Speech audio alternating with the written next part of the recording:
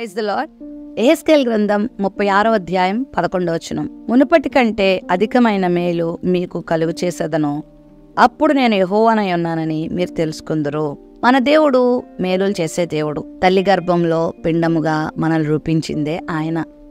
మన ఎడల చక్కని ప్రణాళికను కలిగి ఈ భూమి మీదకి మనల్ని తీసుకొచ్చి ఇంతవరకు మన జీవితంలో ఆయా రకాలుగా మేలులు అనుగ్రహిస్తూ నడిపిస్తున్నటువంటి వారు మన దేవుడు.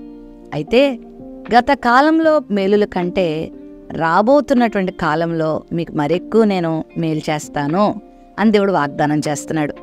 చాలామందికి గత కాలంలో కీడులను అనుభవించి బాధలను అనుభవించి ఇంకా మా భవిష్యత్తు కూడా ఇంకా ఘోరంగా ఉంటుందేమో, మా భవిష్యత్తు అగమ్యగోచరంగా ఉంటుందేమో, అంధకారం అయిపోతామేమో, ఇంకా మాకు గురి దరి ఎవ్వరు ఉండరేమో, ఇంకా మా జీవితం ఏమీ లేదేమో అని నిరాశ నిస్పృహలకు వెళ్ళిపోయి చాలామంది తమ జీవితాలను కూడా ముగించుకుంటూ ఉన్నారు.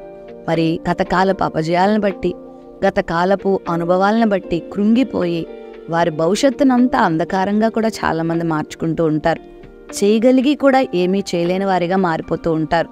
విజయం పొందగలిగి కూడా పొందలేని వారిగా మారిపోతూ ఉంటారు. అయితే ఈరోజు ఈ వాగ్దానం దేవుడు నీకే ఇస్తున్నాడు. మునుపటి కంటే అధికమైన మేలుల్ని దేవుడిని కలగజేయబోతున్నాడు. నిరాశ చెందకు, బాధ చెందకు, కలిగినటువంటి అపజయాలను బట్టి కృంగిపోవద్దు. ఇక నా జీవితం ఇంతే అని అనుకోకు. ఇలాగే ఉండదు. మార్చే దేవుడు నీకున్నాడు. పరిస్థితులను చక్కబెట్టే దేవుడు నీకున్నాడు.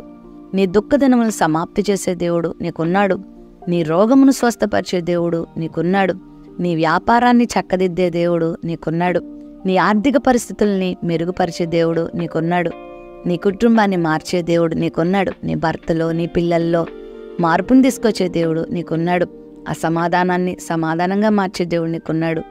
దుఃఖంను నాట్యంగా మార్చే దేవుడు నీకున్నాడు. మునుపటి దినాల్లోనే ఎన్నో మేలులు చేస్తున్న దేవుడు ఇక ముందుకు నీ జీవితంలో అనేకమైన మేలులు చేయబోతున్నాడు. గనక ధైర్యం తెచ్చుకొని ముందుకు సాగిపో.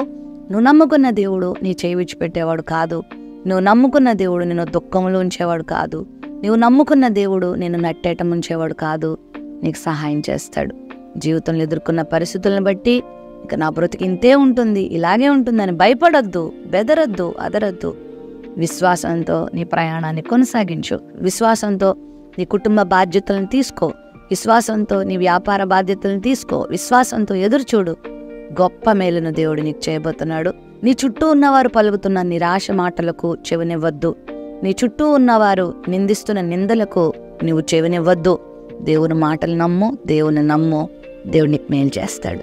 ప్రేమ నమ్మకం కలిగిన మా తండ్రి, మునుపటి కంటే అధికమైన మేలును నీ బిడ్డల జీవితంలో మీరు కలుగ చేయమని, అద్భుతమైన కార్యాలు బిడ్డల జీవితంలో జరిగించమని యేసు నామములో ప్రార్థిస్తున్నాం తండ్రి. ఆమెన్.